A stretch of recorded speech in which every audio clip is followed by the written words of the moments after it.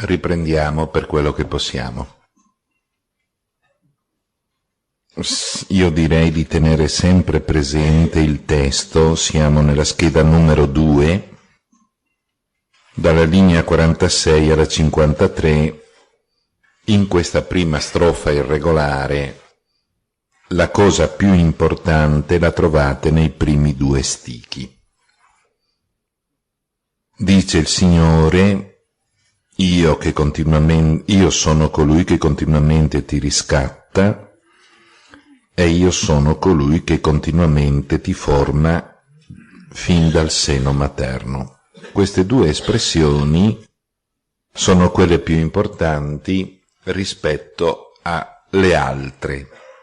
Le altre non sono meno importanti, ma diciamo sono gli anelli di una catena la cui sommità è data da questi 2 stichi. Lì si pianta il chiodo che tiene in piedi tutto il resto.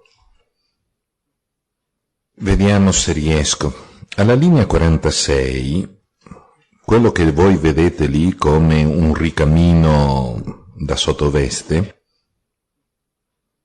è il participio del verbo gahal, goaleka. Il verbo gahal è un verbo molto importante nella storia ebraica, perché indica l'azione che il parente più ricco fa nei confronti del parente più povero. Quando il parente più povero si trova in strettezze economiche e deve vendere campo, casa, moglie, figli e poi se stesso, invece di fare questo, il parente più ricco acquista lui campo, casa, moglie, figli e anche il parente povero. Acquistandolo non ha più nessun diritto però, perché è parente. Quindi tu hai dei debiti, io ti do i soldi perché tutto questo, compreso il parente povero, diventi mio, e perciò tu riesci a far fronte ai tuoi debiti, ma il patrimonio resta dentro al clan. Naturalmente dopo 7 anni io ti restituisco tutto, e quindi tu fra 7 anni torni padrone dei tuoi campi, della tua casa, di tua moglie, dei tuoi figli e di te stesso. Però nel frattempo fai fronte ai debiti senza depauperare quello che è il patrimonio del clan. Questo sarebbe di per sé il Gahal, l'azione del Gahal. Dio è Goel. La sequenza Oe è il participio. Dio è colui che si comporta sempre così nei confronti di Israele. Quando Israele si trova nella necessità, Dio interviene perché Israele non diventi possesso di altri. Israele mantenga la sua libertà e allora Dio interviene continuamente. Ma ciò che a noi interessa di più non è tanto questa affermazione, quanto la seconda. È colui che continuamente ti forma fin dal seno materno. Noi diciamo, che accidenti vuol dire? Andate alla linea 100. Con queste parole che trovate alla linea 100, Dio chiama ad esercitare la profezia il ragazzino, che sarebbe Geremia. Geremia era poco più che un ragazzino, quando Dio lo chiama a diventare profeta. E lo chiama con queste parole: prima di formarti nel grembo materno ti ho conosciuto, prima che tu uscissi alla luce ti ho consacrato, ti ho stabilito profeta delle nazioni.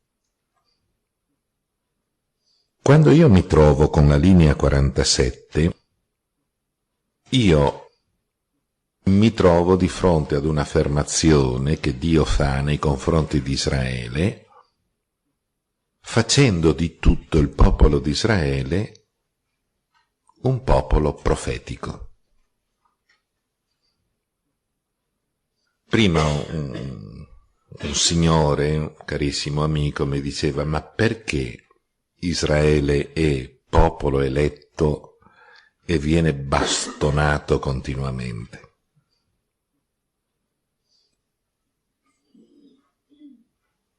Perché è un popolo profetico. Nelle sue bastonate noi vediamo le nostre bastonate, ma anche nei suoi momenti di salvezza noi vediamo come Dio possa intervenire nelle nostre situazioni. La capacità profetica del popolo di Israele è proprio quello di mostrare ciò che Dio fa con tutti. Dio è capace di prenderci a ceffoni, ma Dio è capace anche di consolarci. Dio è capace di metterci alla prova, ma Dio è anche colui che ci prende per mano e ci tira fuori da questa prova.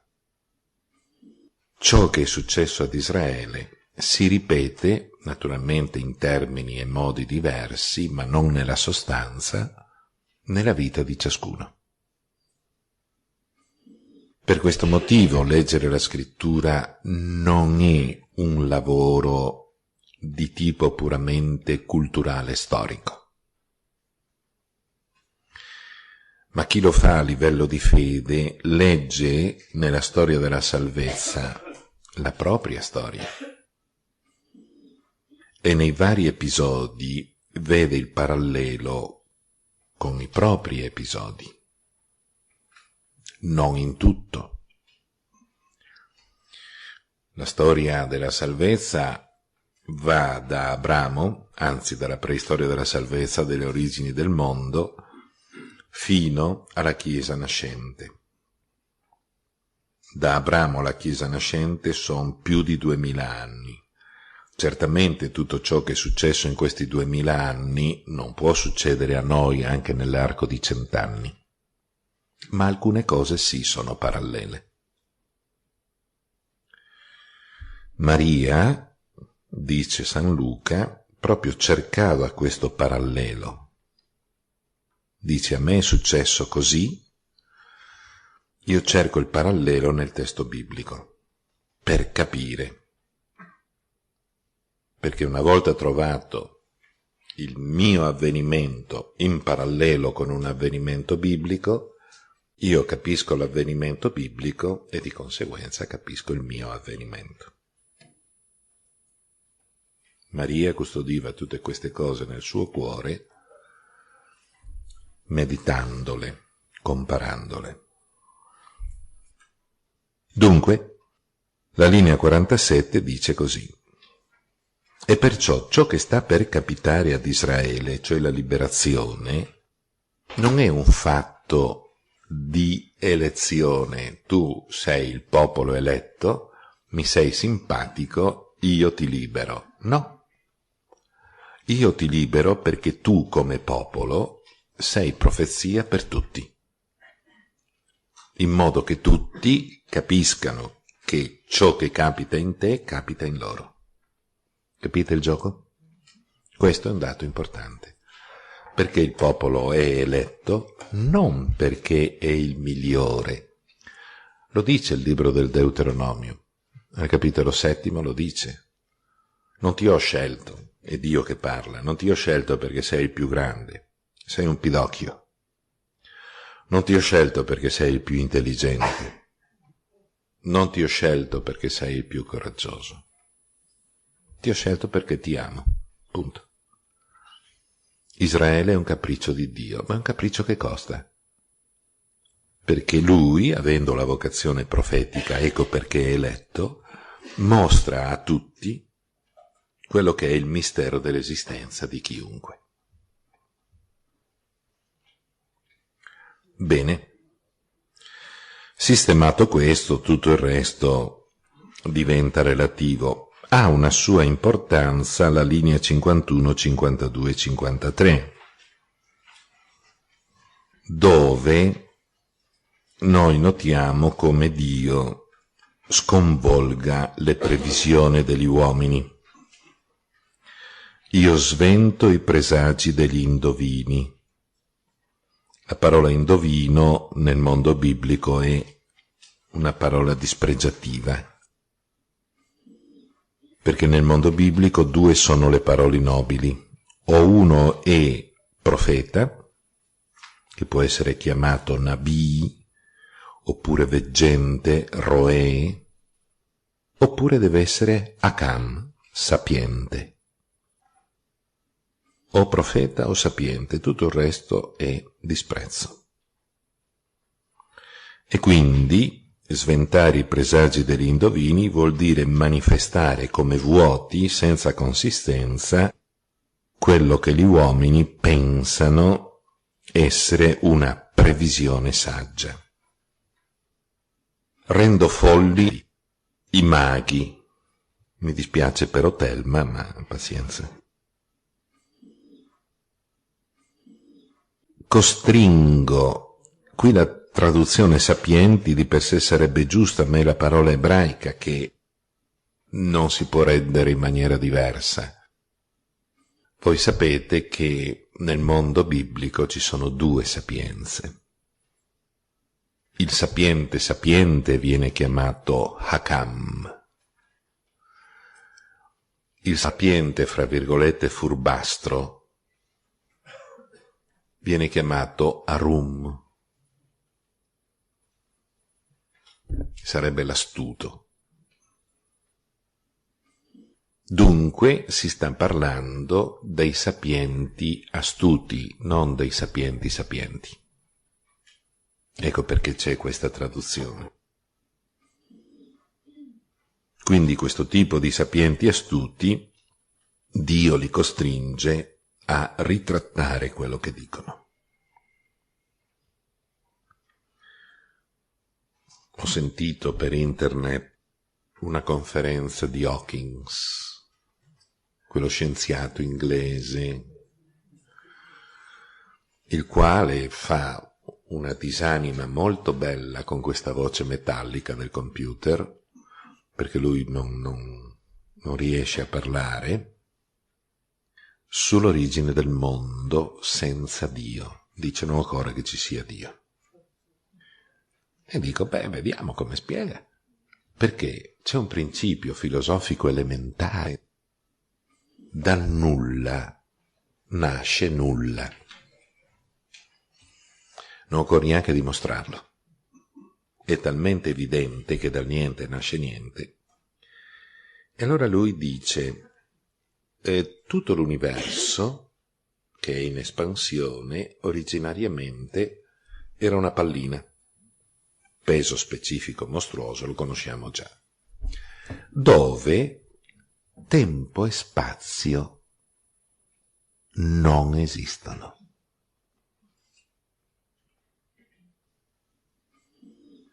Io agli scienziati farei fare un piccolo corso di logica. Non un corso di filosofia, basta proprio il primo gradino. Quella pallina è materia? Se è materia è spazio. Non puoi dire la stupidaggine. Lì non c'era né tempo né spazio, ma già questa è una di quelle stranezze infinite. Secondo, dice, se non c'è tempo, questa è un'affermazione da far rizzare i capelli, se non c'è il tempo, non c'è Dio creatore. Dico, ma questo qua è suonato. Perché il tempo inizia con la creazione.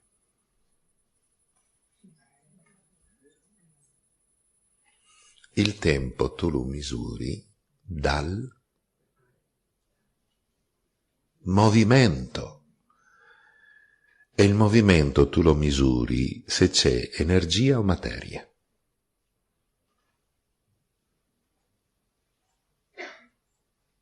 Prima dell'energia o della materia non c'è tempo. Dio è fuori del tempo. Non a caso Già i bambini lo mettono nell'eternità anche se non capiscono che cosa vuol dire, ma sanno che non è nel tempo. Allora, secondo lui, poiché questa pallina dimostra che non c'era né tempo né spazio, sbagliato, non essendoci tempo non c'è Dio. Ma Dio è fuori del tempo, bambini. Poi voi andate nei convegni degli scienziati, dicono Hawkins ha detto. Ma che ha detto? Basta lo studente di filosofia al primo anno di università per contraddire Hawkins, non occorre essere geni.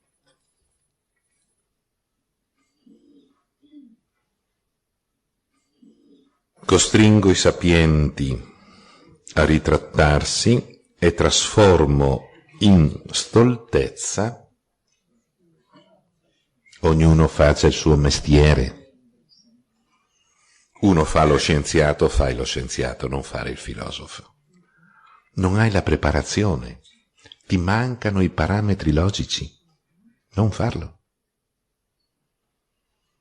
Io non mi permetterei mai di mettermi contro la scienza, perché non sono uno scienziato che conosce le molecole, le varie interferenze che esistono fra le energie di questo mondo, non conosco le galassie, non lo so, ascolto chi sa più di me. Nel mio mestiere tu ascolti me, nel tuo io ascolto te. Oggi in Italia abbiamo troppi tuttologi, che siano dei geni o presunti tali del tumore, o che siano dei geni o presunti tali della matematica. I tutologi dicono cretinate. Se tu sei competente, dici, e sul resto Wittgenstein fa un invito gentile.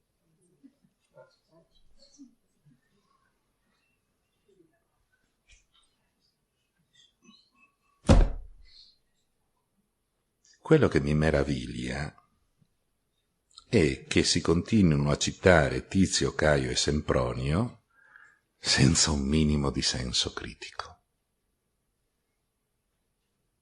E guardate che la nostra società, infarcita di nozioni superficiali, sta perdendo il senso critico. Una delle prime cose che si impara quando si fa l'esegesi dei testi orientali antichi è non giurare mai sul tuo professore. Mai. Tuo professore ti spiega, tu verifichi. Perché può capitare il momento di stupido anche al tuo professore. È il vecchio principio dei medievalisti. Non si giura sul maestro, ma si giura sul dato, ma non sul maestro. Oggi invece il Tizio ha detto, il Caio ha detto, il Sempronio ha detto. E chi è il Tizio? Chi è il Caio? Chi è il Sempronio?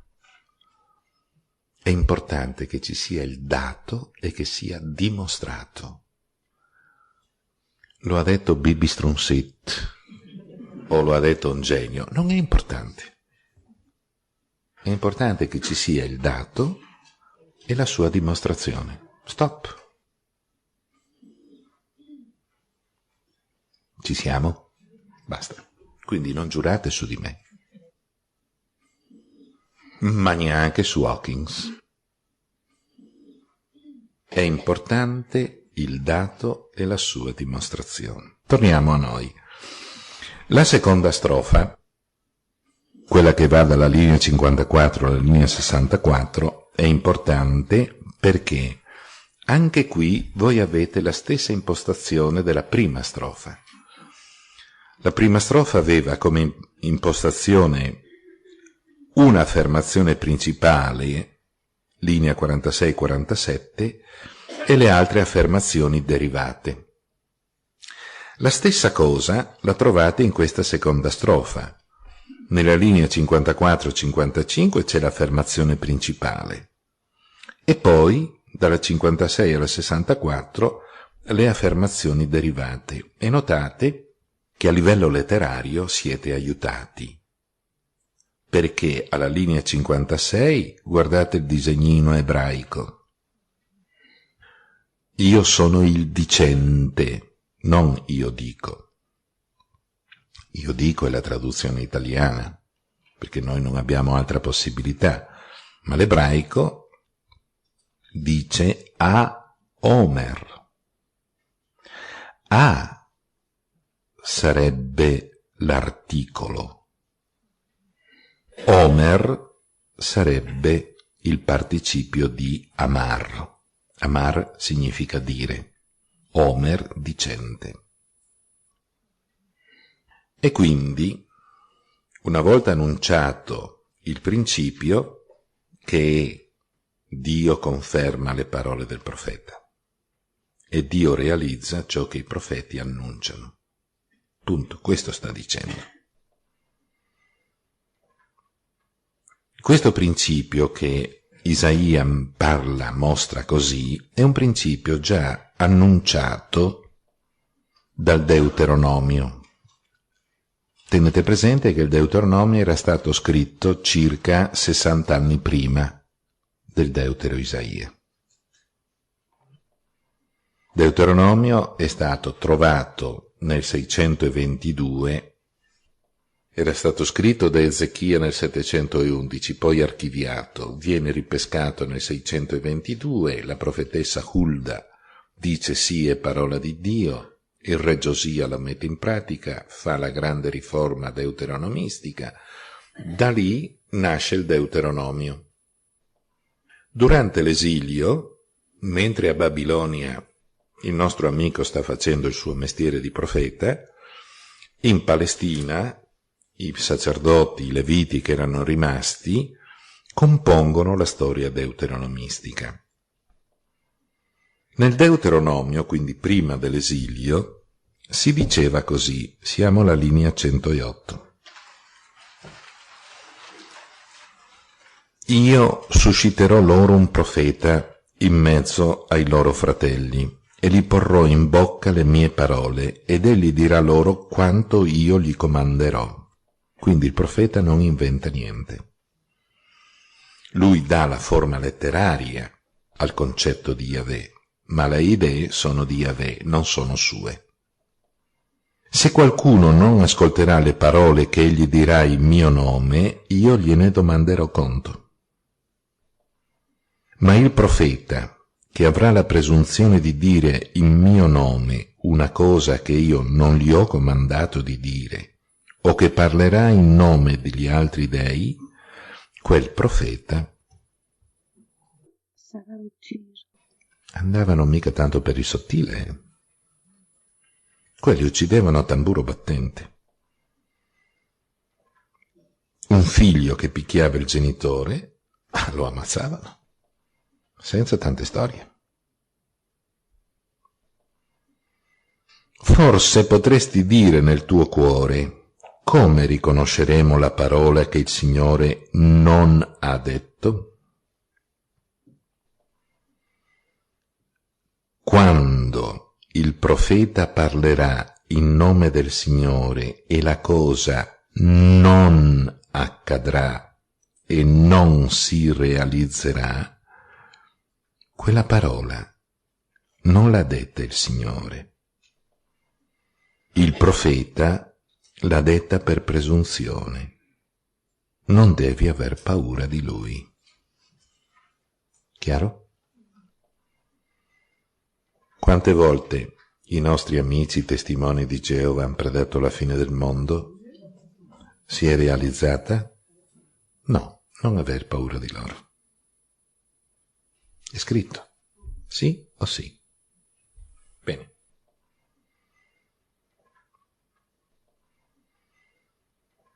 Quali sono le profezie che Dio dà? Sono 2, non 3, anche se io dico lo trovate ripetuto 3 volte. Il primo io dico, linea 56, è la profezia che Gerusalemme sarà abitata nuovamente. guardate che era rasa al suolo. C'erano solo le capre. E anche le città di Giuda saranno riedificate. Erano rase al suolo, i babilonesi hanno lasciato solo distruzione e morte. Hanno fatto 3 spedizioni. Nell'arco di 15 anni, 3 spedizioni hanno raso tutto. E Dio fa annunciare al profeta tutto quanto tornerà in piedi e tornerà alla vita normale.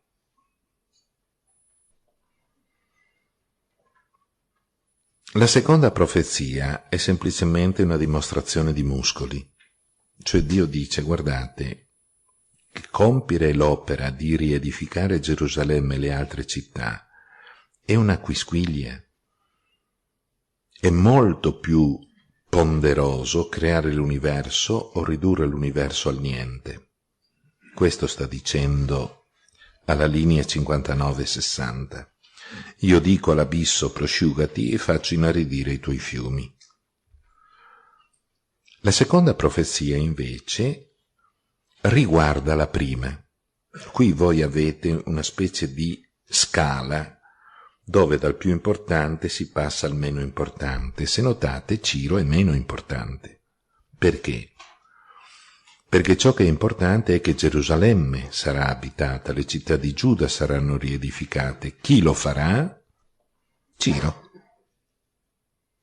Io dico a Ciro, mio pastore, ed egli soddisferà tutti i miei desideri, dicendo a Gerusalemme sarai riedificata e al Tempio sarai riedificato dalle fondamenta. Quindi Ciro è importante non perché è Ciro, ma Ciro diventa importante perché è colui che darà compimento alle profezie che il deutero Isaia pronuncia su ordine di Dio. Quindi Ciro diventa importante perché è l'esecutore di un adempimento. E perciò la cosa vera è il progetto di Dio. Ciò che è fondamento di tutto è il progetto di Dio. Chi ne è il beneficiario? Israele.